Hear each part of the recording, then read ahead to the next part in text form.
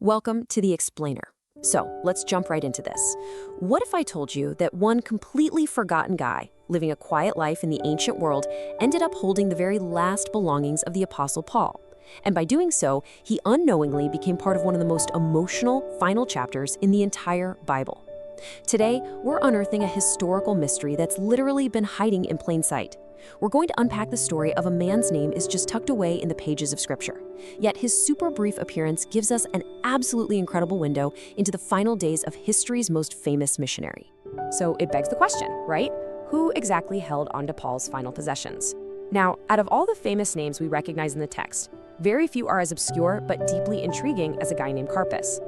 You know, history rightly remembers Paul's massive continent-crossing journeys, his incredible sermons, and all those inspiring letters. But this one quiet believer, Carpus, he was trusted with something intensely personal. He was handed Paul's final earthly belongings. And to really grasp why this matters so much, we have to understand the incredibly grim situation Paul was dealing with at the time. Think about this stark contrast. Paul wasn't that energetic missionary anymore. The days of crossing continents, debating philosophers in the public square, surviving crazy shipwrecks, and boldly planting churches all over the Roman Empire, those days were over. At this point in the timeline, he's an aging prisoner. He's been abandoned by a lot of his closest companions, and he is actively facing execution. We're talking freezing cold Roman prison walls closing in and winter is fast approaching.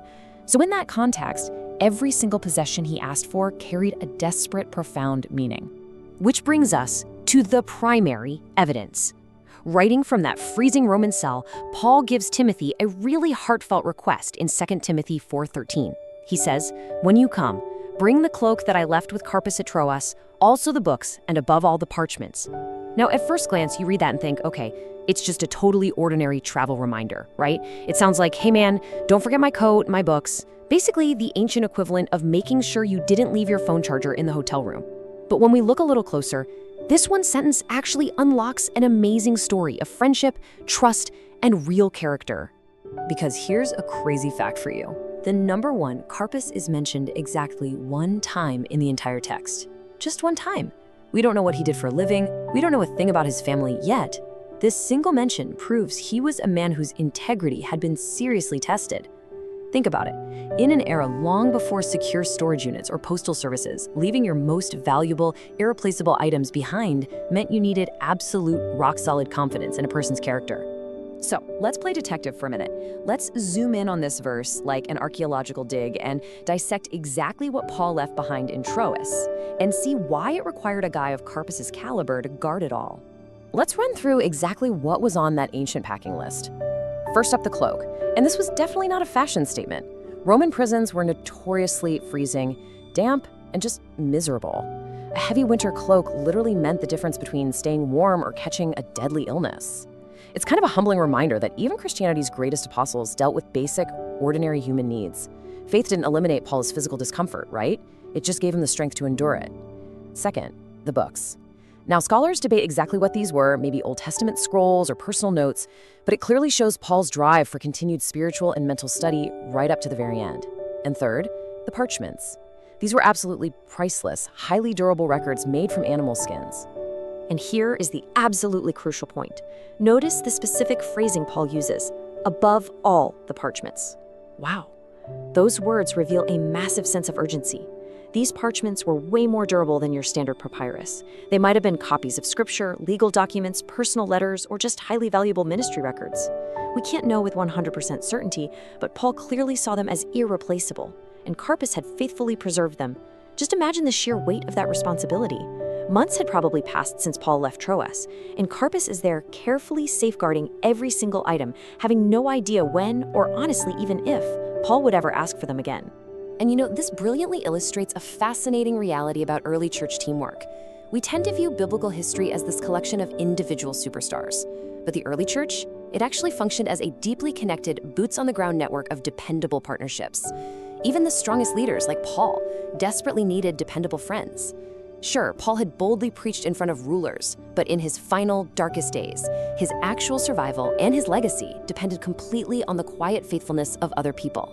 I mean, just think about the collaborative chain of custody required to pull this off. Step 1, Carpus preserves the items back in Troas. Step 2, Timothy gets tasked with hauling these items across land and sea. Step 3, Luke remains faithfully by Paul's side in Rome. Every single person fulfilled a completely different, yet entirely vital role. God so often accomplishes his greatest purposes through these kinds of faithful partnerships, way more than through a single lone wolf hero. The early church was a living, breathing community where some preached, some taught, and some just quietly took care of responsibilities that almost nobody ever noticed. Which brings us right to the core of who Carpus was. Trust. Trust is earned, right? It's built through honesty, dependability, and just steady obedience over time. Paul's confidence in Carpus didn't just happen overnight. Now, we don't have all the explicit details of their friendship, but it is completely reasonable to conclude from the text that Carpus had proven himself to be incredibly reliable long before this high-stakes final letter was ever written. You naturally rely on the people who consistently keep their word.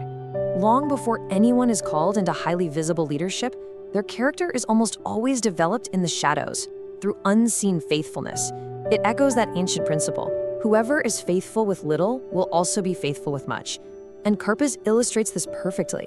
Look, his assignment, guarding a heavy coat and some old documents, probably seemed pretty small on the surface. But it required unwavering integrity, and his reward wasn't some grand public parade or widespread fame during his lifetime. His reward was becoming a permanent, essential link in an unfolding, divinely inspired story. Okay, let's bring this historical analysis right into our everyday reality for a second. Because the primary takeaway from Carpus's life is simply this: your unseen work matters. It really does. I know it's so incredibly easy to feel like the mundane things we do day in and day out just don't have any grand historical significance, but that is simply not true. The reality check here is that most of us are never going to write books of the Bible. Most of us will never stand before kings or travel the ancient world planting churches the way Paul did. And yeah, a lot of people long for those huge, dramatic opportunities to make a massive impact. They dream of speaking to thousands or doing these extraordinary, highly visible acts of courage. Yet, history consistently reminds us that great movements are almost always advanced through ordinary people who are just faithfully handling their ordinary responsibilities. So instead of standing before kings, a lot of people serve quietly. It looks like encouraging a struggling friend, praying faithfully for your neighbors, giving generously out of your own pocket, teaching kids with endless patience, preparing a hot meal for someone who's sick, welcoming a stranger into your home. It's protecting whatever small or large thing has been entrusted to you. These seemingly mundane acts, they're the exact same kind of vital unseen service that Carpus provided in Troas when he just made sure a cloak and some parchments were kept safe. There's a profound quote from our study today that I absolutely love. It says, "The world may overlook such acts. God never does." Man, that is so reassuring, isn't it? Your quiet, daily acts of service. Those times you do the right thing when absolutely nobody is watching. Those moments you step up and handle your responsibilities without looking for a round of applause. They carry lasting, undeniable value. The ultimate lesson we can pull from Carpus's brief, one-time appearance in history is that faithfulness is never wasted. Never. Without seeking a shred of recognition, he played a completely crucial supporting role in one of history's greatest stories. Think about it. When Paul was facing his dying days and needed to retrieve his final possessions, only one name came to his mind: Carpus. And honestly, that simple fact speaks way louder than some massive, multi-volume biography ever could. So we're going to wrap up our explainer today with a challenge for you to really think about. Are you guarding what has been placed in your care? How will you be a Carpus in your own community today? Whether your work gets celebrated on a giant stage or goes completely unnoticed by everyone around you, remember that the smallest acts of integrity very often become part of the greatest stories ever told. If this explainer encouraged you and helped bring the text to life, be sure to subscribe, hit that like button, and share it with someone who might just need a reminder that their faithful, unseen acts truly matter. Thanks so much for learning with us, and we'll see you in the next explainer.